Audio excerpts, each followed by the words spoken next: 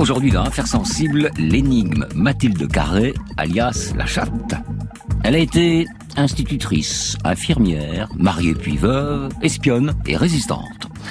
À partir de rien, elle monte l'un des plus importants réseaux de communication du début de la Seconde Guerre mondiale. Puis traîtresse, maîtresse de son geôlier allemand, elle fera déporter et tuer des dizaines de personnes avant de retourner de nouvelle fois sa veste en faveur des Anglais. Et ça, avant ses 35 ans. Elle est, sans l'ombre d'un doute, l'un des personnages les plus redoutables et les plus intrigants du monde de l'espionnage entre 1939 et 1945.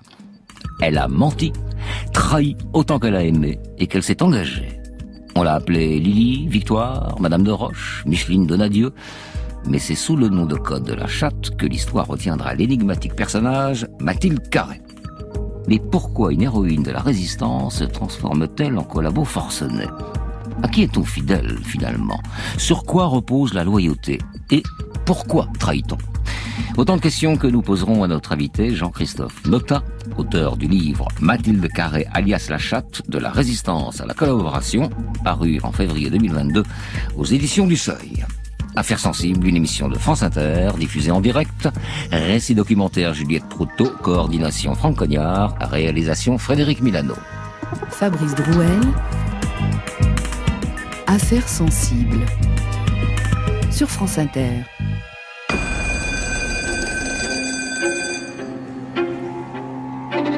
Au début de l'année 49, s'ouvre à Paris l'un des procès les plus attendus de l'après-guerre. Mathilde Carré, 41 ans, alias la chatte, doit répondre de son implication dans l'arrestation d'une centaine de résistants et la déportation de 35 d'entre eux. Elle aurait déclaré à son avocat, Maître No, « Je n'ai dénoncé que les plus bêtes ». Enfin, c'est ce qui se dit dans la presse, qui piaffe d'impatience d'en faire la traîtresse dont le pays a besoin. Il est vrai qu'aussi traumatisée qu'embarrassée par les années de l'occupation, où chacun dévoile sa personnalité jusqu'au plus sombre d'elle-même, les Français ont besoin de symboles, de monstres à punir. Il s'agit d'expier, de purger la culpabilité. Et qui de mieux que Mathilde Carré pour incarner la figure du traître, pire, de la traîtresse ? Une femme dangereuse, versatile et volatile comme de l'essence, une femme qui a trompé la France et son mari. Voilà le portrait qu'on fait de la personne qui comparaît ce lundi 3 janvier 1949. Elle a trahi la France parce que c'est une amorale, parce que c'est une femme sans scrupules, parce qu'elle était le chef, elle porte des responsabilités écrasantes. Des jeunes gens actuellement à Fresnes ont trahi parce que celle en qui ils avaient placé leur confiance leur avait donné l'exemple. Ils sont devenus des criminels. Rien de ce qu'elle a fait en bien ne peut atténuer la rigueur de votre sanction. Je vous demande nettement la peine capitale, parce qu'à mes yeux, cette femme a touché le fond de la trahison. Mathilde Carré n'avait pas l'intention de faciliter la tâche de son avocat face à un jury largement composé d'anciens résistants. Vêtue d'un tailleur aussi noir que ses cheveux, toujours sa frange courte, son visage carré, ses yeux vert-gris, vifs, expressifs, elle est en colère. Et sa force de caractère s'est transformée en hargne, en mépris pour tous ceux qui s'aventureront à la juger. Elle qui dit alors ne reconnaître que l'autorité d'un tribunal militaire pour apprécier ses actes. Et quand s'enchaînent les témoins, et avec eux les preuves de sa collaboration avec l'ennemi allemand, elle hausse les épaules, lève les yeux au ciel, joue avec ses doigts en mâchant du chewing-gum. Cette désinvolture et cette morgue agressent, indignent le public, les juges, les jurés. Elle s'explique, mais elle ne s'excuse jamais, d'où la férocité du réquisitoire que vous venez d'entendre. Le fond de la trahison. Mathilde Carré ne réagit pas à ce réquisitoire. On vient de demander sa tête, elle reste de marbre. Par désinvolture ? Fierté ? Peut-être, allez savoir. Même après des jours de procès, cette femme reste une énigme. Ses motivations sont indéchiffrables. Le délibéré dure 1h40. Et alors que les jurés sont en train de décider si la tête de Mathilde Carré doit tomber, remontons un peu le temps pour tenter de découvrir ce que cache l'affaire Mathilde Carré.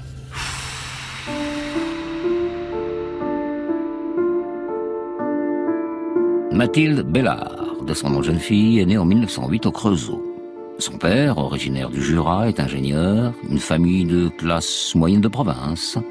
Mathilde est une jeune fille intelligente, dynamique, volontaire. En grandissant, elle devient une jeune femme pleine d'assurance, ambitieuse, séductrice. Elle étudie la philosophie et le droit à la Sorbonne. Mais elle s'ennuie, et elle a déjà des rêves d'ailleurs, d'aventure. Sauf que pour les femmes à cette époque, l'aventure, ça commence quand on part de chez ses parents. Et pour ça, il faut se marier, histoire de passer d'une autorité à l'autre. Il y a chez Mathilde quelque chose qui attire le regard, quelque chose de captivant, un goût du risque, une audace, comme cheville au corps. Alors s'il lui faut un mari pour échapper du Creusot, elle le trouvera.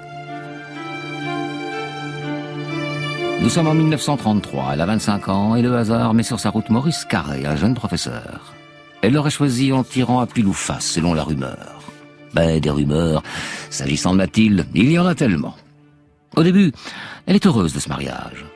Maurice n'a pas un caractère fort, il est plutôt du genre gentil, doux, qui s'efface un peu. Et puis, grâce à lui, elle est enfin partie du Creusot. Le jeune homme est muté en Algérie, pas très loin d'Oran, et emmène donc Mathilde avec lui, qui enseignera à ses côtés. Mais une fois le dépaysement passé, la routine revient. Les jours se suivent et se ressemblent comme un jour sans fin. Et rapidement, cette ville étouffe. Elle la trouve petite, cette vie, avec son petit professeur de mari dans son petit milieu. Aucune flamboyance. Pas pour elle, tout ça. En vérité, ce qui va sauver cette Madame Bovary en puissance, c'est la guerre. Annoncée par le président Édouard Daladier aux Français le 4 septembre 1939. La France et l'Angleterre ont multiplié leurs efforts pour sauver la paix. Elles ont fait ce matin encore une pressante intervention à Berlin pour adresser au gouvernement allemand un dernier appel à la raison et lui demander l'arrêt des hostilités et l'ouverture de négociations pacifiques. L'Allemagne nous a opposé un refus. Françaises et Français, nous faisons la guerre parce qu'on nous l'a imposée. Chacun de nous est à son poste pour le salut de la patrie. Vive la France! En 1939, Maurice Carré est appelé au front. Il part pour la Syrie. Elle dira « Mon mari alors était mort pour moi ». Promesse tenue, il meurt réellement quelques années plus tard, en 1944, en Italie. Son mari au loin, au début, passé par pertes et profits à la fin, Mathilde entrevoit d'autres possibilités. Parce que sa vie va enfin changer. Parce que la guerre, c'est terrible certes.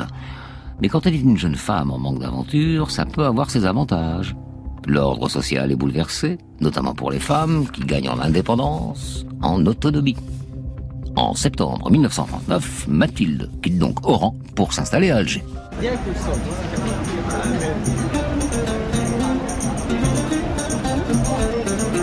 Là, elle parvient à rencontrer, peut-être par hasard, peut-être pas, allez savoir, un officier du 2e bureau, le service de renseignement du gouvernement français. Elle veut s'engager, oui, faire quelque chose. Surpris, l'officier, impressionné probablement par cette jeune femme à la détermination aussi trempée, la calme un peu.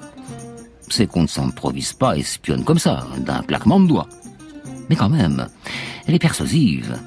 Alors il lui conseille la Croix-Rouge comme infirmière, on en a besoin. Et puis c'est une couverture qui fonctionne bien en temps de guerre, alors sait-on jamais, pour l'espionnage. Elle s'imaginait plutôt Matari, mais bon, s'il faut commencer par ça, soit. Alors elle s'en va faire ses classes d'infirmière à Paris. À l'hôpital, elle reçoit une formation accélérée, basique même, les premiers soins, gérer les blessures les plus communes, les plus urgentes, apprendre à trier les soldats, etc., etc. Elle se fait très vite à ce nouveau rythme. Travailler dans l'urgence, dans l'action, réfléchir rapidement et agir plus rapidement encore, c'est pour elle. Et pour sa première affectation, c'est en première ligne qu'on l'envoie sur la fameuse ligne Maginot. Mathilde Carré voulait se trouver au cœur de l'action, elle ne va pas être déçue. Les combats sont terribles, comme le raconte Henri Amouroux sur TF1. Les Allemands ont attaqué depuis quelques jours la ligne Maginot, mais voulant épargner la vie de leurs soldats, ils vont agir contre nos fortifications grâce à des pièces de 150 placées parfois à moins de 2000 mètres de l'objectif. Après 70 ou 80 obus, il arrive bien qu'un obus finisse par percer la carapace protectrice, par crever les cloisons intérieures, par éclater souvent dans les caisses à munitions rendant alors la reddition inévitable. Mais même lorsque les obus n'arrivent pas à percer les blocs de béton de plus de 3 mètres, on imagine l'impression produite par le choc. Sur le champ de bataille, la jeune femme fait preuve d'un courage remarquable et remarqué. Et c'est l'une des dernières à quitter le front, car la débâcle l'oblige, elle, comme tous les autres, à fuir. Le hasard la porte jusqu'à Toulouse. Son arrivée dans la ville rose marque un tournant dans son destin.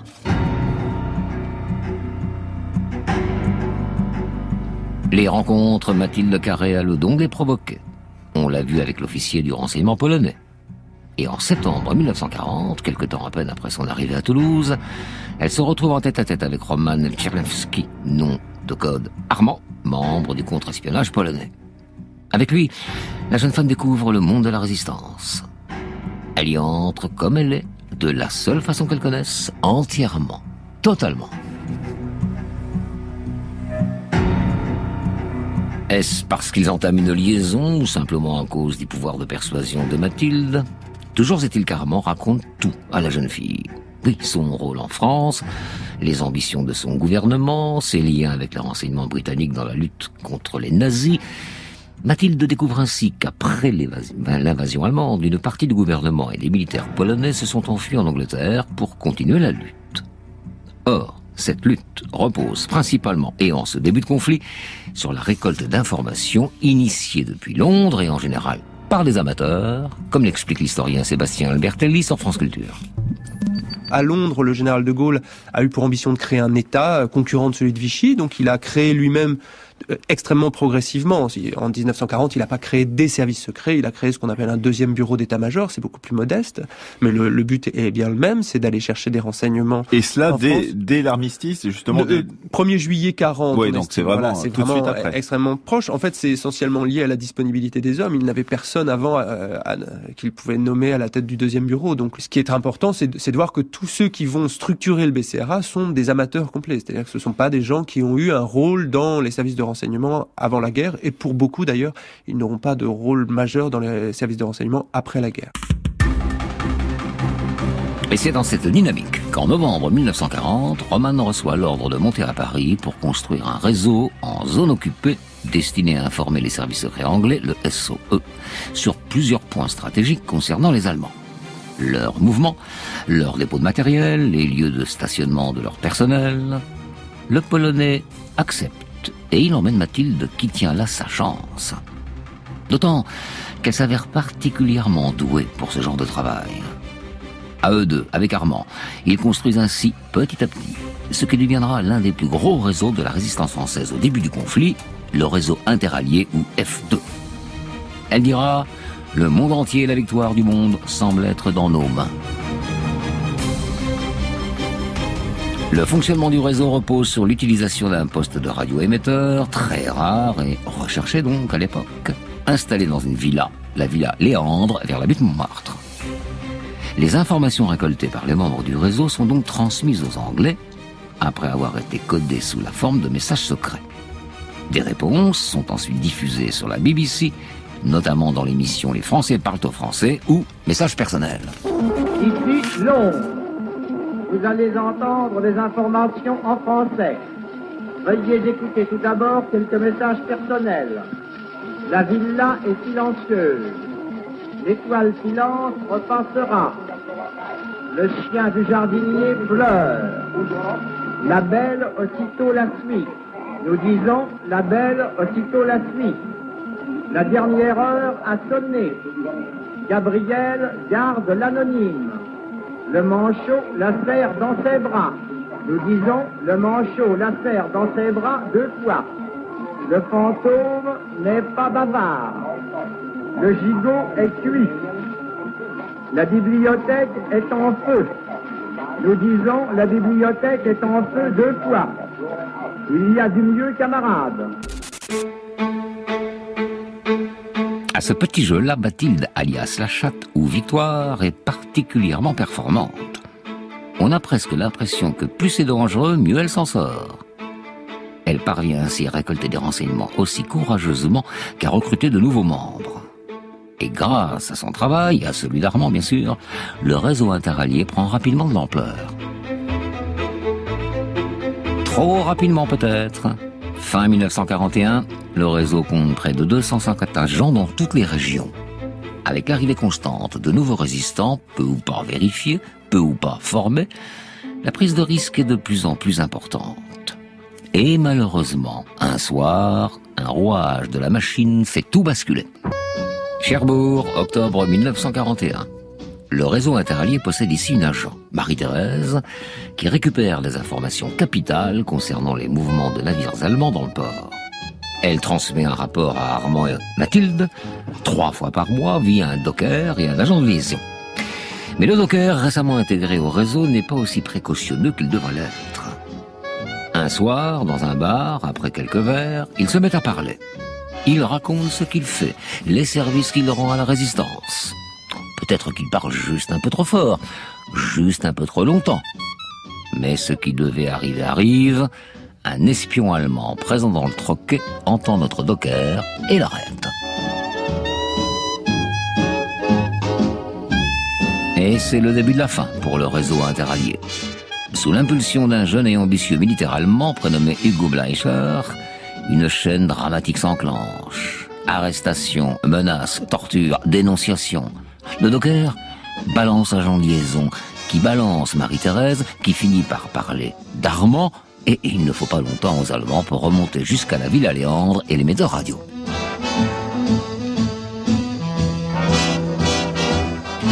Alors qu'Armand et Mathilde, accompagnés de nombreux membres d'Interalliés, sont réunis dans la villa pour fêter bien imprudemment le premier anniversaire du réseau, les Allemands encerclent la maison et se rapprochent silencieusement. La scène est reprise dans le film de Bernard Blier, sorti en 1960, intitulé La chatte sort ses griffes, tiré bien sûr de l'histoire de Mathilde Carré. Ah, c'est pas trop tôt. Depuis le temps qu'ils nous l'annoncent, chrysanthèmes, des lys, des dahlias, une vraie boutique de fleuristes, notre réseau.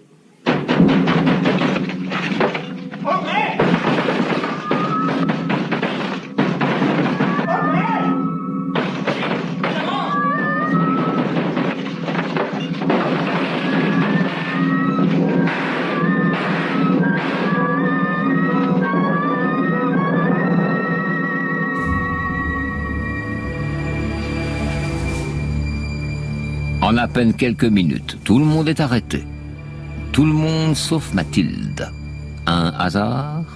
Une sacrée chance en tout cas. Car si elle était bien au dîner, elle est partie avant l'arrivée des Allemands. Pourquoi? Par jalousie. Oui, parce que Armand a une nouvelle maîtresse, Renée, qui a intégré le réseau et qui s'est installée dans la villa. Pas question donc pour la chatte de traîner plus longtemps.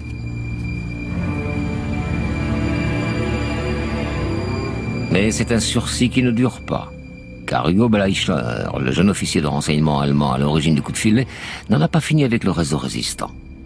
Certes, il a fait un beau coup en capturant et en enfermant Armand. Mais il sait que le Polonais n'était pas seul à la tête d'Interalliés. Non, il a entendu parler d'une femme, aussi dangereuse qu'importante pour le réseau, une femme aux yeux de chat. Et il veut mettre la main sur cette nouvelle Marie-Octobre. Ironie du sort, c'est Renée, la rivale de Mathilde dans le cœur d'Armand, qui va la dénoncer. Arrêtée, elle a accepté d'aider Hugo Bleicher à identifier des résistants, dont Mathilde. Extrait du film La chatte sort ses griffes. C'est elle! C'est la chatte! Qui est cette femme? Saleté! Enfin, elle est folle, c'est la première fois que je la vois. Mais ça, vous ne l'avez jamais vu non plus! Était-elle dans la maison dont vous vous êtes enfoui? Bien sûr qu'elle y était! Charles, y était-il aussi? Charles! Gustave, Jean-Louis, Marie-Josée! Taisez-vous! Prends garde à toi. Mathilde est arrêtée et envoyée à la prison de la Santé.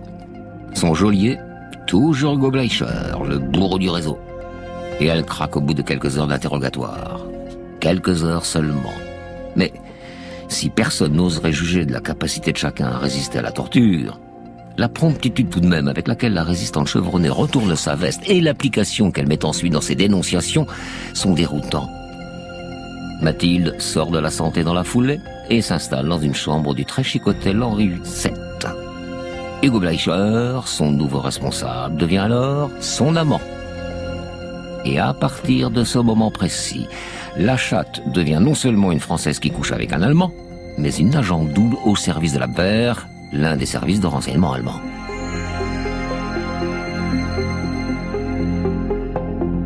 L'intelligence d'Hugo Bleicher, c'est de comprendre tout de suite tout le potentiel de la jeune femme. Potentiel d'information pour les renseignements allemands et surtout de nuisance contre les Alliés. Si son ancien réseau a subi un coup très dur avec l'arrestation d'Armand et du groupe de la Villa, il reste de nombreux agents en liberté. Et personne ne sait que Mathilde a été retournée. Alors la méthode est toujours la même. La chatte prend contact avec des résistants qu'elle connaît, fixe des rendez-vous et emmène Hugo Bleicher avec elle pour qu'il identifie, arrête ou fasse suivre les personnes en question. L'Allemand lui donne aussi parfois des consignes, des pistes à suivre. Voici comment Bernard Blier représente la scène dans La chatte sort de ses griffes. Il va falloir que tu sois très adroite, très courageuse et que tu mouilles sans tout. C'est promis. Bon. Demain matin, tu iras te promener du côté des pantins. Je vais t'expliquer où. Un convoi a été endommagé par une explosion. C'est le 6e. Tu pourras peut-être trouver une piste. Dans un deuxième temps, Bleicher décide d'utiliser Mathilde pour communiquer avec le contre-espionnage anglais grâce à l'émetteur radio du réseau. L'idée est autant d'obtenir de vraies informations que de lui en fournir de fausses. On dit intoxiqué dans le jargon.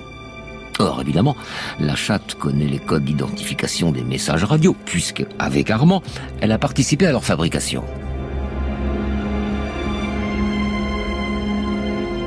Ainsi, pendant 2 mois, le double jeu de Mathilde continue. Elle récupère les renseignements auprès des Alliés, les transfère à Bleicher, qui lui donne ensuite de fausses informations concernant les stratégies allemandes à transmettre à Londres. Certes, les Anglais sont prudents, sceptiques même face aux messages de la chatte. Parce que depuis l'arrestation du groupe de la Villa et les dénonciations en chaîne, tout le monde sait que le réseau interallié a été compromis. Mais quand même, ils doutent. La chatte n'est pas n'importe quel agent, elle est importante. Elle a fait la guerre à Maginot, a créé un réseau de résistance, elle a été en couple avec Armand, un autre grand nom de la résistance. Elle s'est toujours battue contre les Allemands, bref, elle reste crédible. Suffisamment en tout cas pour induire en erreur les renseignements britanniques à propos de l'évasion de Brest de 3 croiseurs allemands, par exemple. Ce qui va changer la donne, c'est la rencontre en décembre 1941 de Mathilde avec un agent du SOE, parachuté en France quelque temps auparavant, Pierre de Vaumécourt, nom de code Lucas. Ah, c'est vous la chatte. Allumez votre lampe et tournez-la contre votre visage. Vous avez maigri depuis les photos qu'on a montrées à Londres. Venez. Seul. Tonio a été tué. Et les autres? J'ai pas pu les prévenir. L'homme avec qui je suis en contact est absent de Paris. Mais vous pourrez venir chez moi en attendant. Dans le cadre de son réseau, Togiro, Pierre de Vaumécourt, ou Lucas donc, a besoin d'un émetteur radio. Et c'est parce qu'il a appris que la chatte est encore en possession de ceux du réseau interallié qu'il a souhaité la rencontrer. Pour Hugo Bleicher, l'arrivée de Vaumécourt, c'est du pain béni. Grâce à Mathilde, l'officier allemand peut avoir accès à des renseignements de première main. Alors Bleicher encourage la relation entre la chatte et Vaumécourt. Autrement dit, il aide la jeune femme à aider l'anglais, afin d'obtenir en retour de nouvelles informations en provenance des Alliés. Mais l'ambitieux officier allemand va faire une erreur, toute simple, et pourtant si évidente. Il se met à faire confiance à Mathilde, vraiment confiance. Il oublie à qui il a affaire. D'autant que quelques semaines après leur rencontre et le début de leur liaison, Vaumécourt comprend que la Française ne joue pas franc jeu. Parce que elle obtient tout comme ça, très vite, trop vite. Comme ses faux passeports qu'il lui a demandé pour d'autres agents du réseau et qu'elle rapporte sans aucune difficulté. D'ailleurs, ce sont de vrais passeports. Et tout ça est trop beau pour être vrai. Obligé de s'expliquer, mise au pied du mur, Mathilde lui avoue alors être un agent double. mais elle le convainc de la laisser travailler pour les renseignements anglais. Elle deviendra alors un agent triple. Baumécourt pense qu'elle peut effectivement apporter des informations importantes au SOE.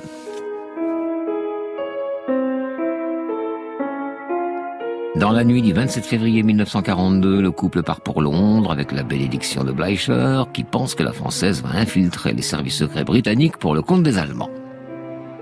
La situation se complique encore plus quand, en juillet 1942, Mathilde est arrêtée par les Anglais sur ordre du gouvernement français. Et c'est peu dire qu'elle s'offusque de cette situation, comme en témoigne une lettre qu'elle envoie alors directement au gouvernement de Sa Majesté. Je suis seule, étrangère. Je ne sais qui voudra avoir un peu de bienveillance et d'humanité et étudier mon cas. En quoi suis-je coupable? Après plus d'1 an de travail acharné, et avec quel résultat? J'ai été arrêtée par les Boches, et entre leurs mains, un vulgaire instrument. J'ai été l'appât qu'on posait dans un café, dans un appartement, entourée d'un service de la Gestapo. Où suis-je coupable? Qui aurait fait mieux, avec la menace et le chantage quotidien des Boches? Je n'ai cru faire que pour le mieux. Je vous supplie d'y penser un tout petit peu, et de ne pas me laisser en prison. Oui, calmement, je vous dis que j'y mourrai. Mathilde Carré est emprisonnée en Angleterre jusqu'à la fin de la guerre. Elle est transférée en France le 1er juin 1945 et reste incarcérée jusqu'à son procès en janvier 1949. Accusée d'intelligence avec l'ennemi, elle conteste les accusations de trahison. Enfin, comme elle le déclamait déjà dans sa lettre aux Anglais, elle a fait au mieux, au vu des circonstances qui étaient les siennes. Elle aurait donc essayé de limiter la casse, en quelque sorte, et au diable ceux qui pensent que ce n'était pas assez. Une partie de sa défense repose aussi sur son passé de résistante, rempli de faits d'armes admirables et incontestables. Ça, personne ne pourra me l'enlever, se dit-elle. Certains viennent rappeler en effet ce passé héroïque. Oh, ils ne sont pas nombreux, mais quand même. Le commandant Léon Simoneau, par exemple, des services français, témoigne dans un courrier au juge le 5 novembre 1945 et il dit « Grâce à Madame Carré, l'ordre de bataille ennemi a pu, pour l'ensemble du territoire français occupé, être suivi au jour le jour. » Une synthèse du War Office, l'office de la guerre des Britanniques, est aussi présentée aux jurés. Document dans lequel les rapports du réseau interallié, cofondé par Mathilde, constituaient une source inestimable, la meilleure source d'information militaire en France. Après un silence, alors qu'on lui demande si la chatte a semblé manifester un désir sincère de se racheter, Pierre de Baumécourt, l'agent du SOE anglais, répond « Oui, dans l'ensemble, je crois que je le dirai. » La plaidoirie de l'avocat de Mathilde, Maître No, vient conclure les débats comme il se doit. Souvenez-vous-en, messieurs les jurés. Quelques-uns de ceux avec qui la chatte a travaillé ont été assez forts pour jouer un double jeu avec les Allemands. C'est parce qu'ils étaient des professionnels du jeu, de l'espionnage. Mathilde Carré n'était qu'un amateur. Et elle a témoigné des faiblesses de l'amateur, engagé dans un jeu terrible. Je plaide coupable. Certainement. Mais je demande pitié pour cette femme qui s'est crue plus forte qu'elle ne l'était et qui s'est trouvée placée devant ce dilemme, vivre ou mourir. Quand elle eut commis sa première erreur, elle était perdue. Elle était compromise à tout jamais. Pourtant, vous ne devez pas oublier qu'elle fut une des premières héroïnes de la résistance naissante. Je vous supplie d'épargner la vie de cette femme qui, pendant des années d'héroïsme, n'a connu que 2 mois de faiblesse. Mais le soi-disant amateurisme de Mathilde et ses années de résistance n'y changent rien. Non, personne, ni les jurés, ni les Français, n'est prêt à pardonner. Personne, voire à comprendre.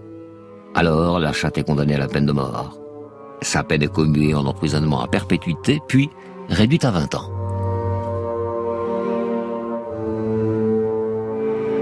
Le 7 septembre 1954, après 12 ans de détention en Angleterre et en France, elle est libérée pour raison de santé. Elle passe le reste de sa vie à Paris, dans l'anonymat, avant de s'éteindre en 2007 à l'âge de 98 ans. Une très longue vie, que la chatte a sûrement trouvé fade et ennuyeuse, elle qui disait voir presque un plaisir sensuel dans le danger. Votre corps tout entier semble prendre vie, soudainement, disait-elle. Voilà peut-être la clé de l'énigme Mathilde Carré. Un besoin viscéral d'adrénaline pour se sentir vivante.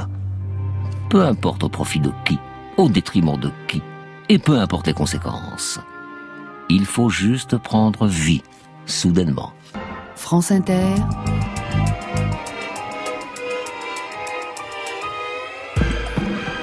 Affaires sensibles. Fabrice Drouel. Aujourd'hui, l'histoire de Mathilde Carré, surnommée la chatte. Notre invité, Jean-Christophe Notin. Bonjour. Bonjour. Vous êtes l'auteur du livre Mathilde Carré, alias la chatte, de la résistance à la collaboration et retour. C'est vrai qu'il y a des allers-retours. Livre paru en février dernier aux éditions du Seuil. D'abord, et peut-être que les auditeurs et les auditrices se sont posé la question tout au long du récit, mais enfin, pourquoi ce surnom la chatte? Bon, au-delà des yeux de chat, peut-être un peu court. Alors, on n'a pas vraiment l'origine exacte, mais enfin, tout le monde s'y est retrouvé en tout cas. Ce sont des Américains qui l'auraient vue à Vichy, où elle était passée avec les services de renseignement français.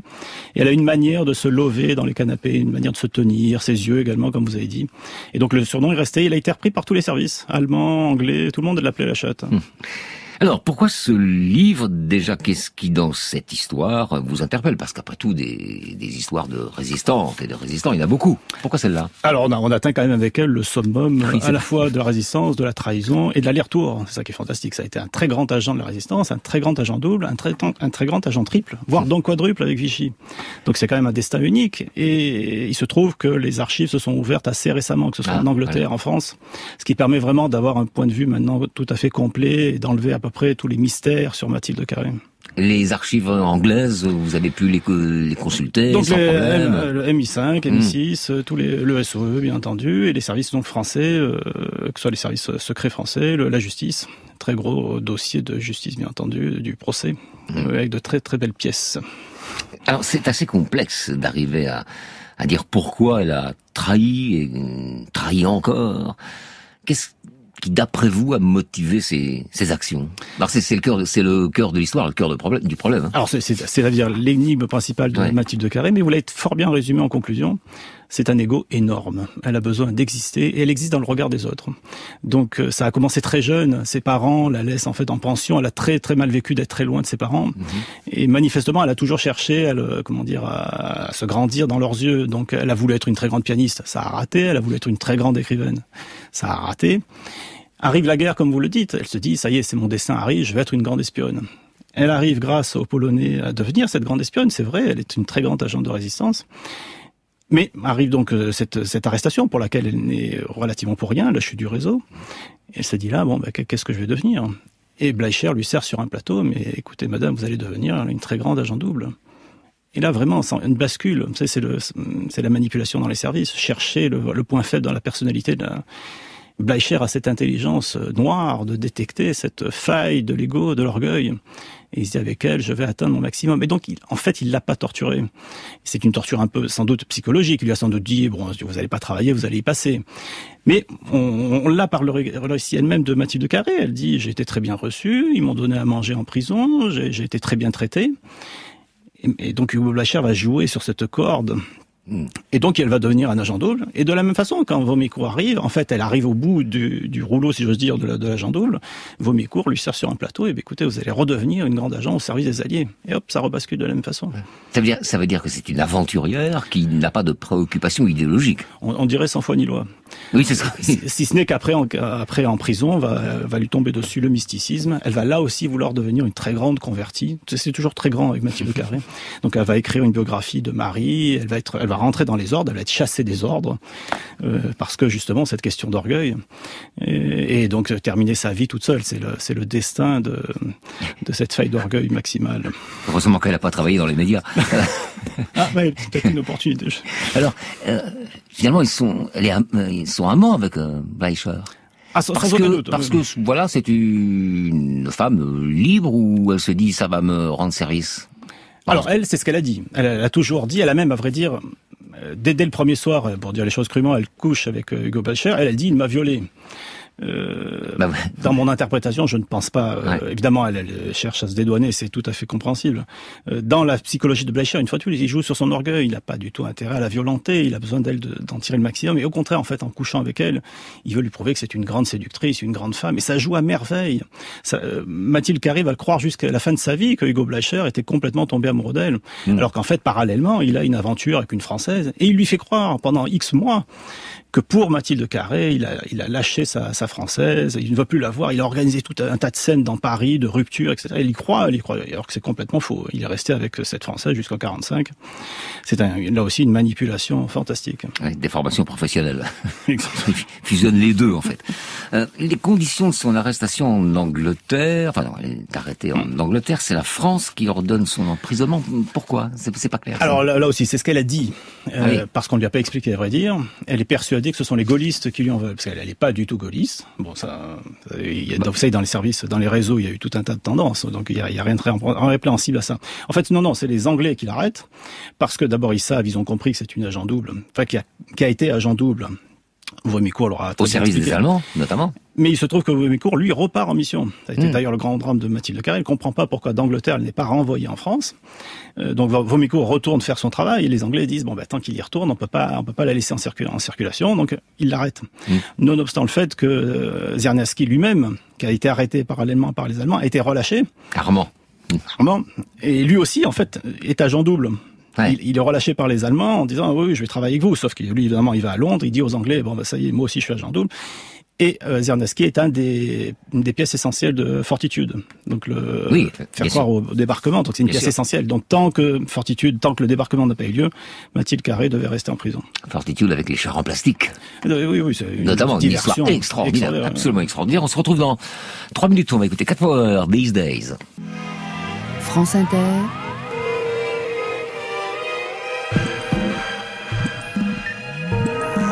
Affaires sensibles. Aujourd'hui, l'histoire de Mathilde Carré, dit la chatte dont nous parlons avec Jean-Christophe Dautin, puisque vous avez écrit la bio de Mathilde Carré, alias la chatte de la résistance à la collaboration et retour, un livre paru en février dernier aux éditions du Seuil. Y a-t-il une possibilité selon laquelle, finalement, tout au long de la guerre, et avec ses allers-retours, elle n'ait travaillé que pour Vichy? Alors, ce qui est certain, c'est qu'elle, en fait, elle a bien été agent quadruple, puisqu'elle a travaillé avec le Polonais, avec les services polonais, en alimentant Vichy. Ce qui, évidemment, ne se fait pas. Vous travaillez dans un service, vous n'allez pas alimenter l'autre. Donc, c'est certain qu'elle a travaillé pour Vichy. Est-ce qu'ensuite, ce lien a été maintenu? Non. À partir du moment où elle a été agent double, ce lien est rompu.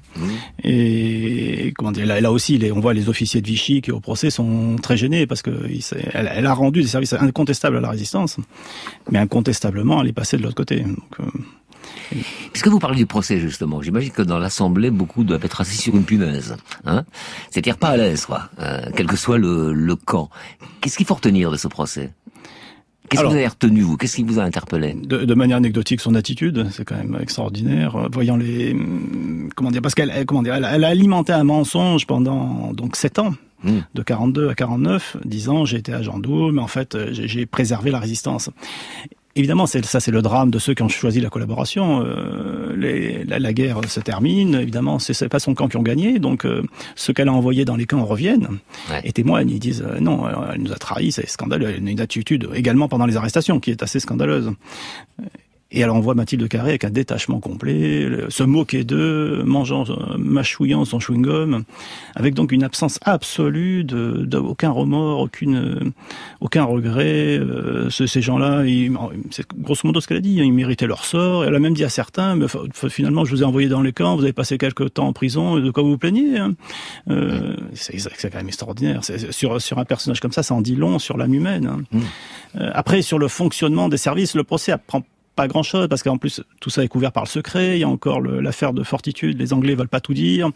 Ils veulent pas dire que Czerniawski, finalement, ça a été un des rebondissements du procès sur lequel a essayé de jouer l'avocat Alberto, disant, mais Czerniawski aussi, regardez, ça a été un agent double. Oui, mais justement, on a le sentiment que ces faits d'armes du bon côté ne pèsent pas, et dès le début. Non, ça c'est la fatalité quand même. Mais là, parce qu'une fois de plus, que quelqu'un trahisse, ça peut se comprendre. C'est une pression, une torture, mais il faut voir comment elle a trahi. Oui, avec promptitude. avec promptitude en quelques heures, et puis contrairement à ce qu'elle a dit, avec volonté, c'est-à-dire que des fois, arrivée dans des scènes, elle disait à Hugo Blacher, mais attendez, vous en oubliez un, lui aussi, il faut le ramener, il faut l'embarquer. Alors que il avait réussi. Pousse au crime, quoi. Oui, donc c'est quand même une sans vergogne, enfin, un personnage comme ça. Vraiment, ça peut être, alors c'est ce que vous disiez fort bien également en introduction, l'incarnation de la femme, de la traîtresse, alors justement, du mal absolu. Oui, parlons-en de son statut de femme. Qu'est-ce que ça change? Est-ce que ça a changé quelque chose dans le jugement de la cour d'assises, des jurés et des juges? Alors, à votre avis, si ça avait été un homme, le verdict aurait été le même. Parce que certains, on voit dans les recensions de la presse que ça a beaucoup joué. Ils ont évidemment beaucoup joué là-dessus, parce qu'il y a également toutes ces coucheries, toutes ces aventures. Hein. Ça, la femme libre en 49, ça passe pas du tout. Donc, parce qu'elle a donc Pauline Dubuisson le sait très bien. C'est un fait divers qui met en scène une femme effectivement qui a eu une relation avec un Allemand, peut-être plusieurs, qui prend perpétuité pour un crime passionnel qu'elle commet plus tard, parce que quelle horreur, elle a osé vivre sa vie comme elle l'entendait. Et voilà. Ouais. Et ça passe pas du tout. Une fois de plus, elle couche avec Hugo Blacher. Hugo Blacher est son amant, mais Pierre de Vaumécourt est aussi son amant. Czerniawski est vraisemblablement son amant, malgré ce que les deux ont dit. Donc évidemment, ça a joué forcément contre elle. Ouais. À quoi ressemblait... Alors, avant cela, elle passe quand même de la peine de mort, puisqu'elle est condamnée à mort, à la perpétuité, finalement à 20 ans, elle en fait 12, plus les années quand même qui sont comptabilisées, les années anglaises. Oui. Qu'est-ce qui fait que finalement, je ne veux pas dire qu'elle soit encore en vie, parce que c'est pas le cas, mais qu'elle était en vie très longtemps finalement? Comment elle s'en est sortie? Autant les années de l'immédiate après-guerre sont à la répression, il faut châtier tous ceux qui ont trahi. Autant les années s'espaçant, on voit de manière générale, c'est pas que pour Mathilde Carré, nombre de ceux qui ont pu collaborer ont bénéficié de remises de peine, de grâce. Déjà, on n'exécutait plus les femmes, je crois que la dernière c'est en 49. Et donc ça rentre dans un processus logique. Bon, alors là, ça a alimenté tout un tas de fantasmes. On a dit oui, on l'a libérée parce qu'elle avait justement été un agent, en fait, toujours au service des Alliés. En fait, non, pas du tout. C'est dans l'air du temps. Et donc elle est libérée dans le milieu des années 50. On connaît beaucoup l'histoire de Mata Hari. Enfin, tout le monde connaît Mata Hari. Tout le monde ne connaît pas Mathilde Carré. Pourquoi, à votre avis? Alors ça, c'est une bonne question. Je vous remercie. Bon, Mata Hari déjà est morte pendant de ces faits, je dirais. Après, il y a le personnage de Mata Hari aussi, qui s'effeuillait dans les cabarets parisiens. Ce que d'ailleurs lui reprochait fortement Mathilde Carré. Elle disait, moi, je veux bien être une Mata Hari, mais hors de question que je m'effeuille. Je veux être une super Mata Hari. Vous allez voir, je vais duper tout mon monde. Et donc, ça c'est, alors, il y a l'aspect tout à fait néfaste de plus, qu'elle a quand même trahi une centaine de personnes. Et l'air du temps, une fois de plus, c'est pas du tout encensé mettre au pinacle ce genre de personnage, bien qu'elle ait été l'objet donc de 3 films. Tiens, à ce propos, on a vu nous le film de Bernard Blier. Quel regard vous portez artistique sur ce film? On s'est compris. Alors le premier se laisse voir, avec d'ailleurs la scène finale où Mathilde Carré meurt fusillée, que l'on peut en fait retrouver dans l'Armée des Ombres. Mais manifestement, Decoing s'était inspiré de Kessel, qui est à l'origine, bien entendu, de l'Armée des Ombres. Bon, picturalement, scénaristiquement, c'est assez, comment dire, enfantin. Oui. Y a-t-il beaucoup de femmes comme ça aussi importantes que Mathilde Carré à cette époque, en collaboration ou en résistance, ou les deux? En résistance, il y a des figures magnifiques. Marie-Madeleine Fourcade, Lucie Aubrac, il y a des très très grands noms de résistantes françaises. Oui, mais je disais les deux plutôt, voilà. Mais alors dès qu'il en ça. Non. Dans j'allais dire, dans ce volume de méfaits, je n'ai pas trouvé. Et dans ce caractère, une fois de plus. Des projets d'écrire un autre livre autour de la résistance? De la résistance, vraisemblablement. Être un grand résistant fort méconnu, qui a été à l'origine d'un certain nombre de techniques de clandestinité pendant la Seconde Guerre, et qui est mort, hélas, et fusillé. Enfin, fusillé, il a été coincé par les Allemands, exécuté, donc, mais qui avait fait des coups fantastiques, et très très très méconnu, donc ça va être l'occasion de lui rendre hommage. Vous voulez vous spécialiser dans les récits de guerre, de la Deuxième Guerre, qui sont passionnants, hein. Nous on en raconte beaucoup, justement, parce que plutôt le domaine des services secrets, de manière générale. Plutôt des services secrets, d'accord. Bien, je vous remercie, Jean-Christophe Notin. Je rappelle votre livre, Mathilde Carré, alias La Chatte de la Résistance à la collaboration et retour. Donc il est paru en février de cette année aux éditions du Seuil. Voilà, merci. Merci à vous. Au revoir.